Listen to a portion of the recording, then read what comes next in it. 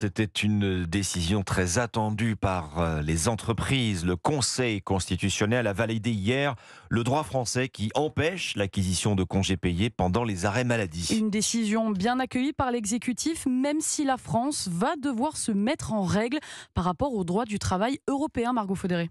Oui, car cette décision du Conseil constitutionnel n'invalide en rien le récent arrêt de la Cour de cassation qui prévoit une révision du droit français.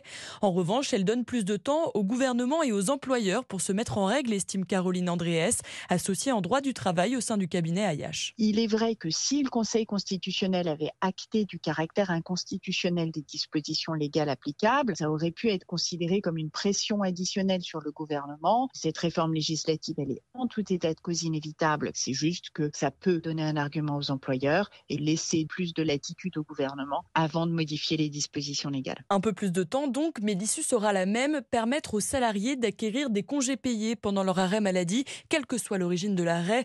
Une évolution du droit qui inquiète beaucoup les entreprises à cause de l'impact financier que cette mesure risque d'avoir. 2 à 3 milliards d'euros par an selon la CPME, la Confédération des petites et moyennes entreprises. Et ce, sans compter le caractère potentiellement rétroactif de la mesure. Ce sera au gouvernement d'en décider. Margot Faudéré.